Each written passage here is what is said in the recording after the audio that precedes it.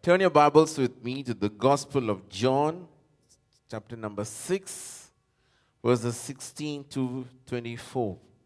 When evening came, his disciples went down to the lake, where they got into a boat and set off across the lake for Capernaum. By now it was dark, and Jesus had not yet joined them. A strong wind was blowing, the waters grew rough. When they had rowed about 3 or 4 miles, they saw Jesus approaching the boat, walking on the water. And they were frightened. But he said unto them, "It is I, don't be afraid."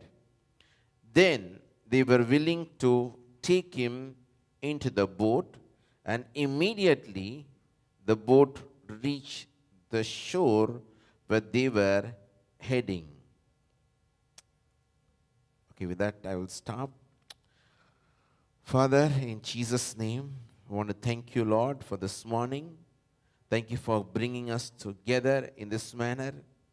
Even at this moment, as we are going to meditate your word, speak to us, O God. We open our hearts, we open our ears. Give us the manna for this day, in Jesus' name. Amen. We are reading a familiar portion of the Bible of Jesus walking on the waters.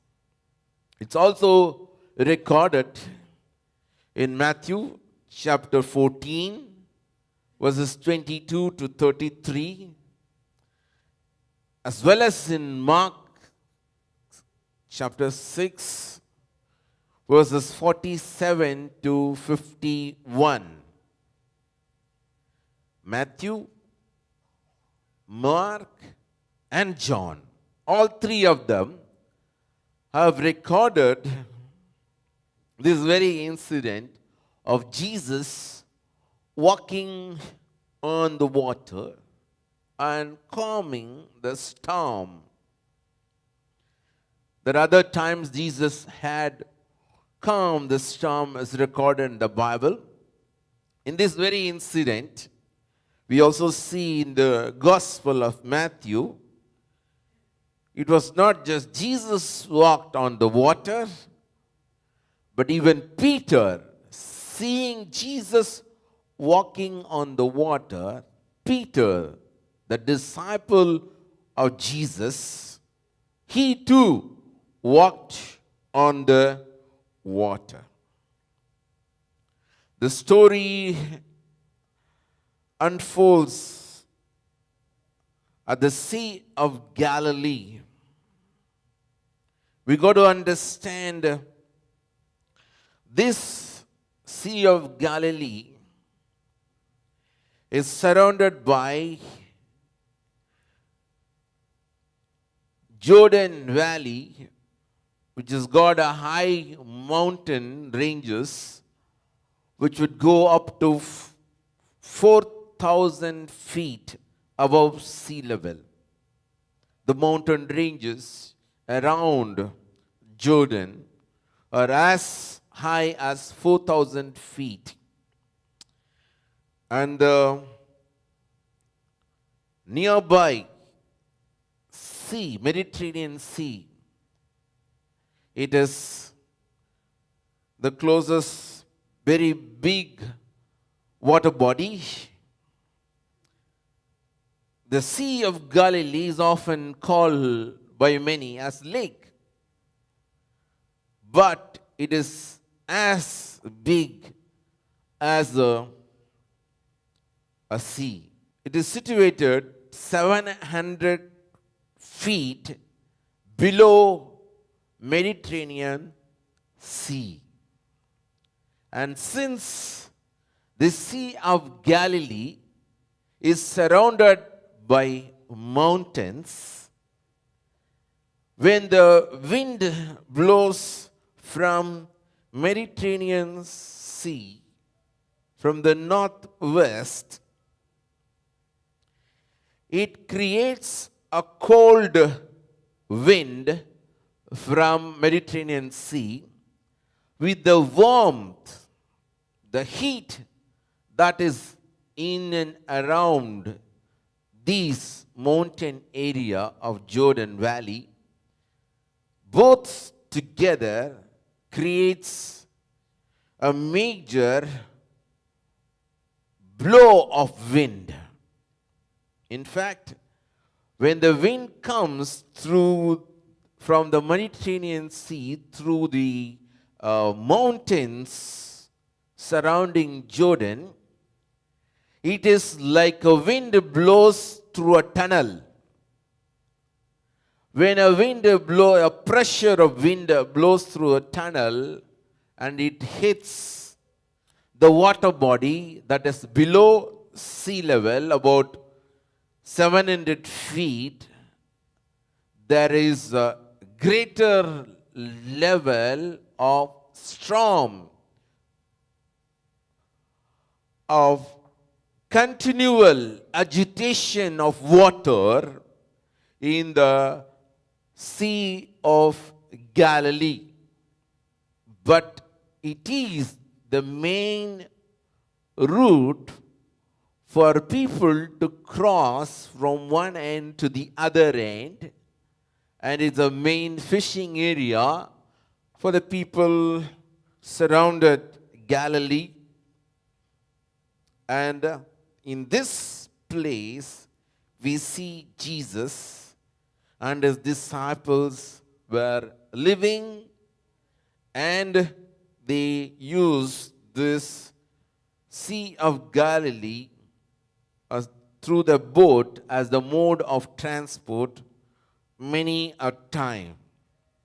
And it was such situation, the God of the universe, the Lord Jesus Christ, as I said earlier, heard he had performed this miraculous sign to prove unto the disciples of Jesus that he is Lord even over the nature. Somebody say amen. You got to understand, this is a sign that is only been shown to the disciples of Jesus, not to the general public. Only the disciples saw that Jesus calming the water. Few weeks before, we have dealt with the previous miraculous sign that Jesus performed, feeding the 5,000 men and women and children with just 5 loaves of bread and 2 small fishes. How many of you remember that? Yes, it's actually a continual incident, miracle that followed one after the other. Remember, for you to understand this better, you got to read all the 3 Gospels. Because after reading these 3 Gospels, you will get a broader understanding. So I would request you to go home and do read these portions. That is going to help you. To summarize the whole thing, I'm going to give you in a capsule form what had happened. All of us know that Jesus fed the people with just 5 loaves of bread and 2 small fishes. This made the people who followed him to believe that he was one of the prophets. And they wanted to make him a king by force. That's how The chapter number 6, verse number 14 says, after the people saw the sign Jesus performed, they began to say, surely this is the prophet who is to come into the world. Jesus, knowing that they intended to come and make him king by force, withdrew again to a mountain by himself. They were arguing, they were discussing among themselves, are you a prophet? We know a prophet by name Moses, who had provided manna in the wilderness. Well, now, if he is a prophet who could provide us food out of nothing, then he is suitable to be a king of the Jews. That was their understanding. They want to make him king based on the materialistic conception they had about Messiah, the king. And the kingdom of God is not about providing just the needs of the people. The disciples never understood the reason why Jesus withdrew himself from the crowd. If you read the Gospel of Mark, as I said, and Matthew, after this miracle, Jesus, he dispersed the crowd and he went up to the mountains to pray.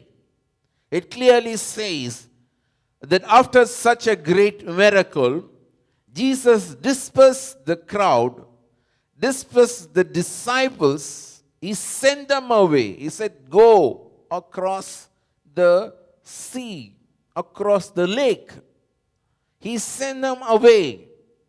And he was praying by himself. He declined.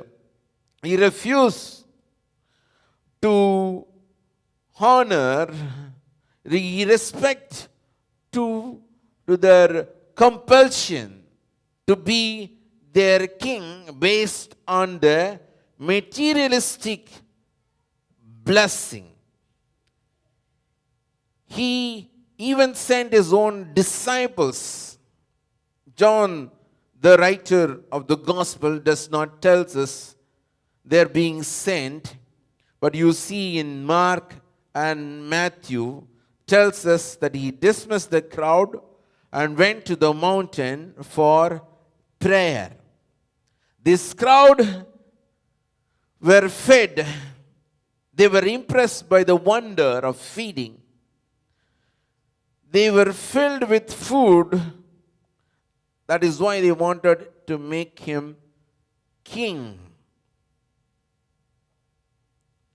Jesus wanted to prove to them he is not just a king as they are expecting him to be. We will understand that in a better way. To begin with, we see that Jesus, as he went for a time of prayer, the reason why he sent away even his disciples, this is the only reason that could be, is because they knew the whole crowd that followed, imagining there are about 15 to 20,000 people, they wanted him to be a perfect king who could provide the materialistic need, and the disciples who are the smallest group of followers of Jesus, were very much impressed by the general public's impression and the decision the crowd wants to make. Their teacher to be the king of the Jews. So they would be the first influencers. Imagining Peter and John comes to Jesus. That's a good idea, oh Lord. Why don't you become the king of the Jews? There was a pressure by the crowd and also by the disciples who would very much desired to see their master as the king of the Jews. Jesus, because in the Gospel of Mark, it says very clearly, the disciples never understood the miracle that Jesus did over the bread. They were still contemplating. They were still contemplating about how bread can multiply. How bread can multiply. That was their understanding. As they were keep traveling, their mind was still on the bread. Multiplication of the bread and fish. They did not understand whom they are with. They did not understand the lordship that they are with the Son of God. They still, in an understanding, they are with another prophet of God. In the other Gospels that we see that as Jesus sent them away and he went up to the mountain and prayed.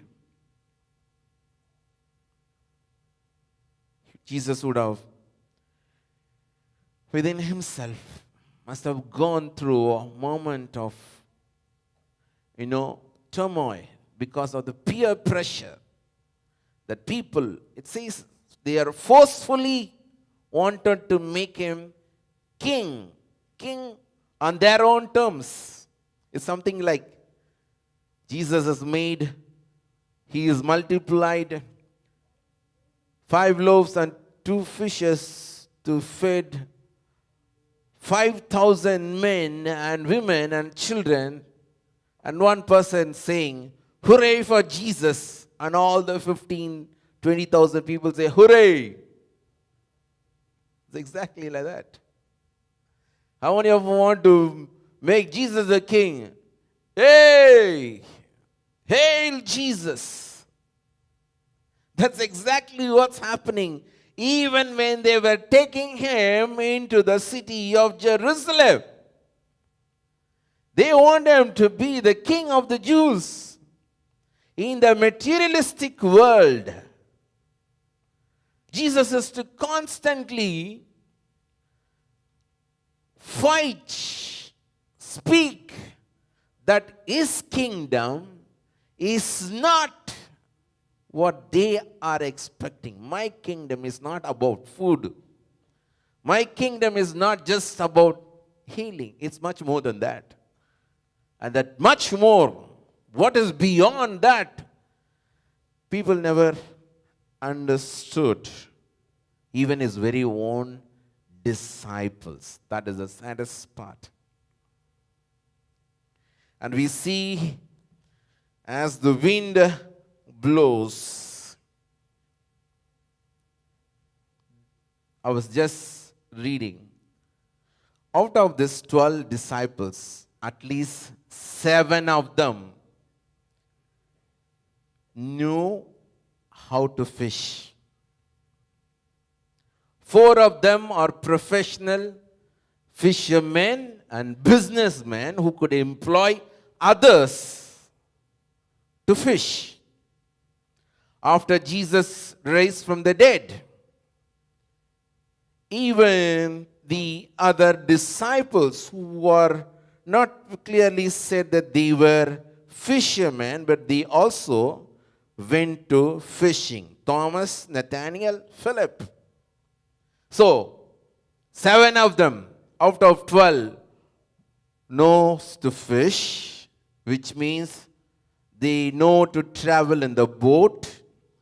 When there is a wind that comes against them, them being the professional fishermen, they know how to handle the boat.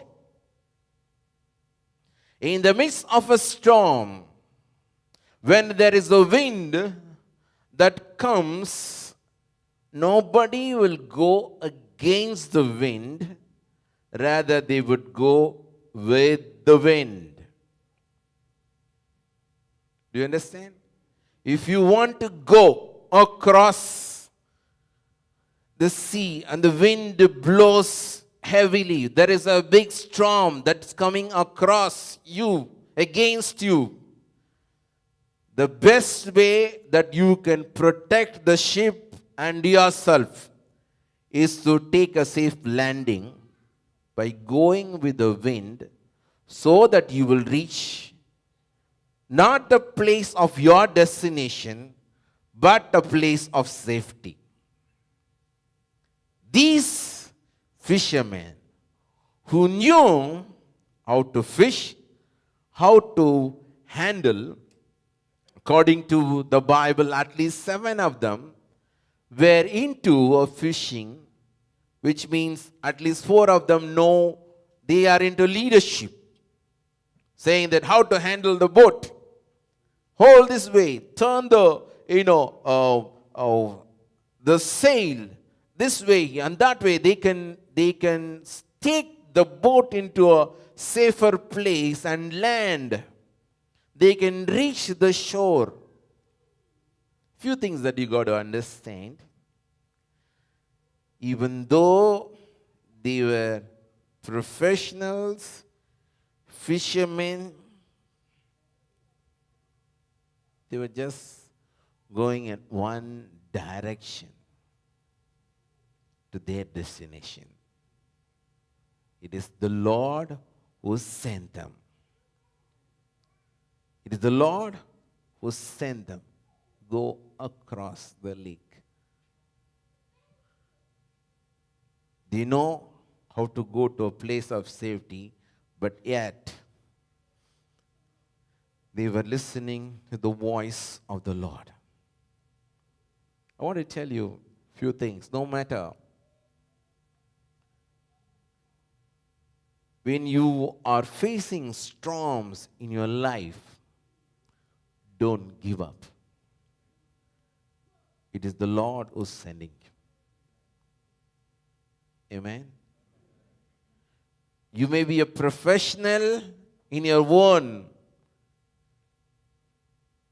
by your own, that you are a skillful person, but with all your skillfulness, if you can't handle it, just trust the Lord. Amen. Trust the Lord.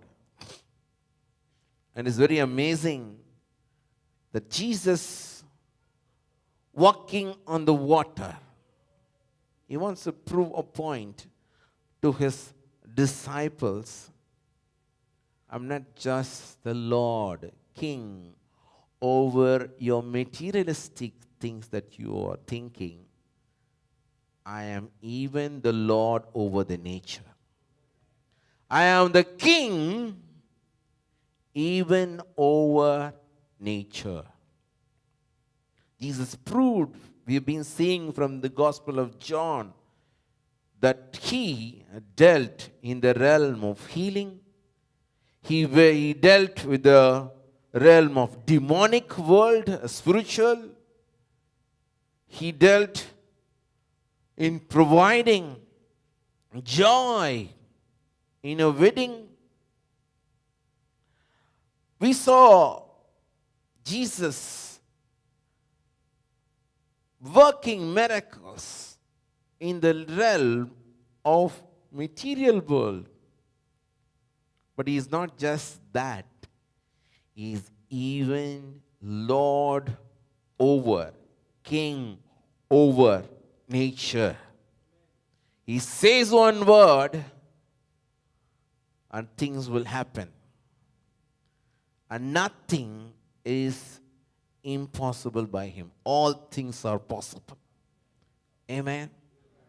So he wants to prove to his disciples that he is the king even over nature. He's not just a king he's wanting to rule a group of people who are just in and around Galilee.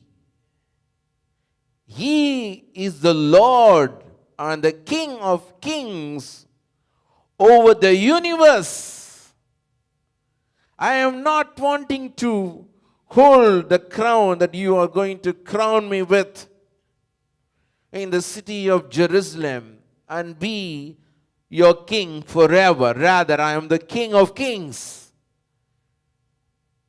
May your spiritual eyes be open. That was his intention. When the disciples saw Jesus performing, walking on the water, they just not believed in him.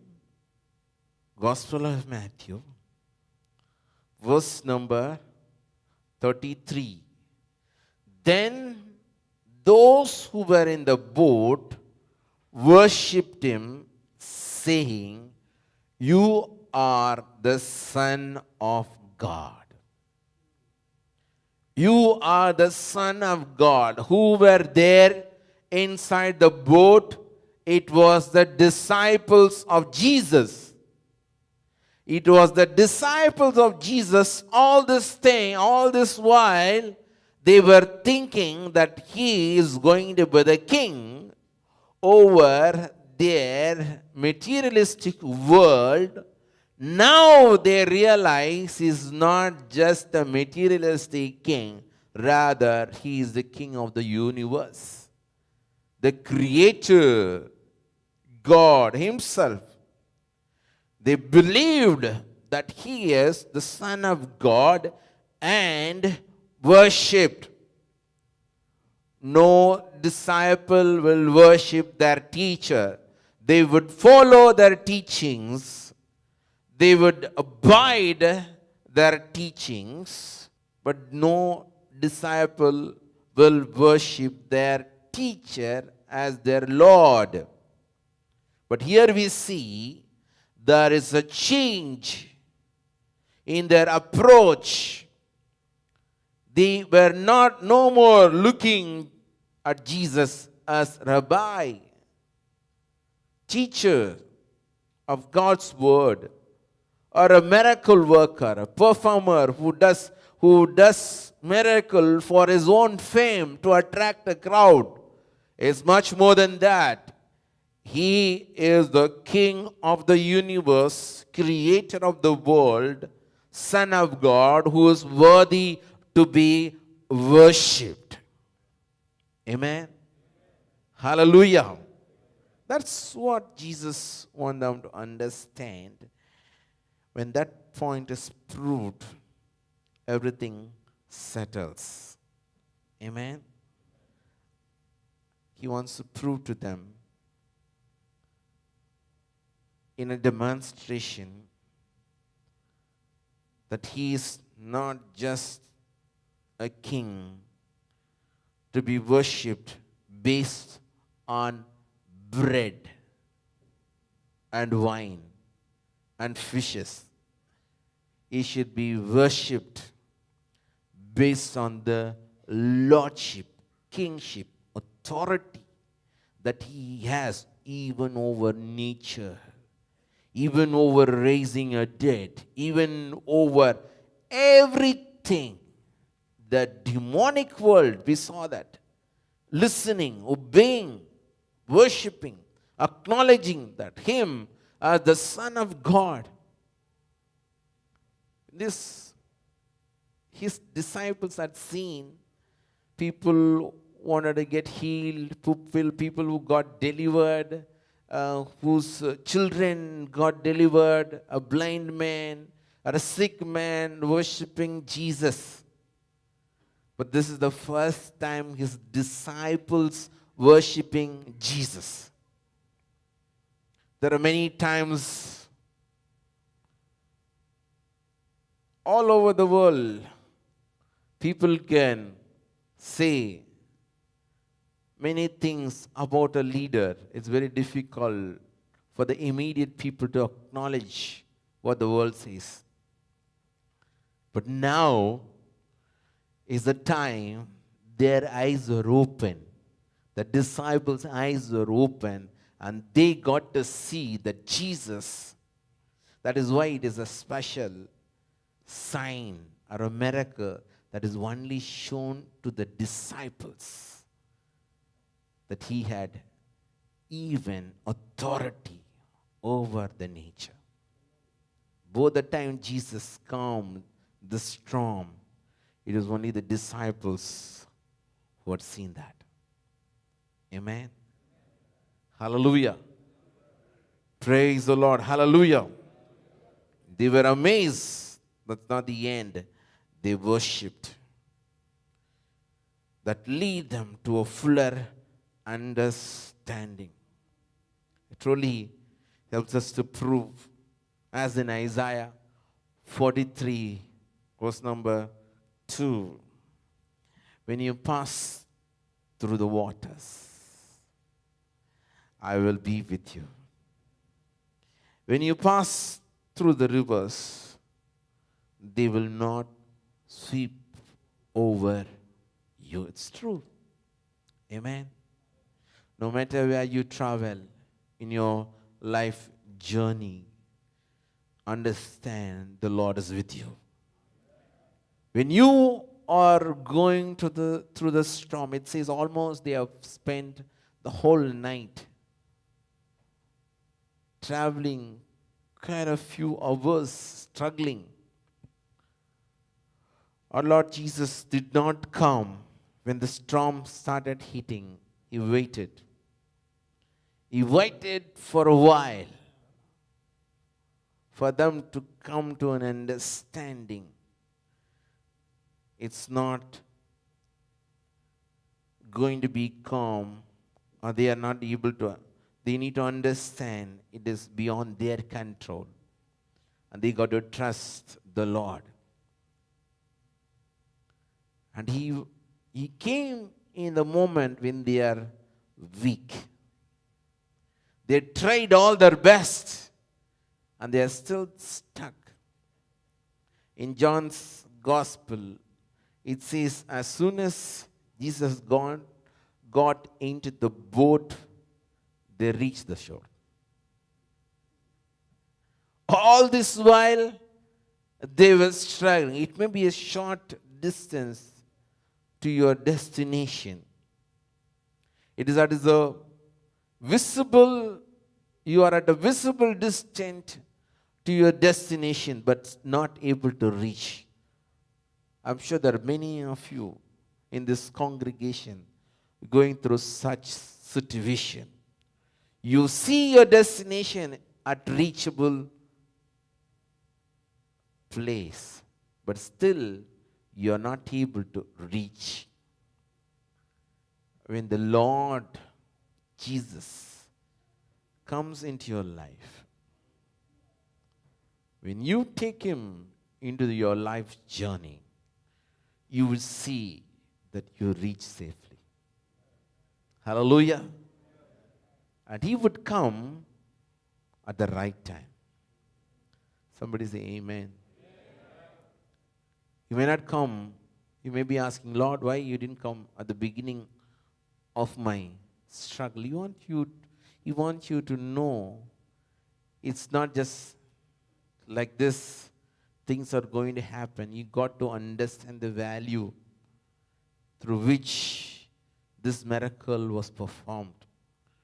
When everything seems to be closed, impossible, God would say that I would make it possible. Amen.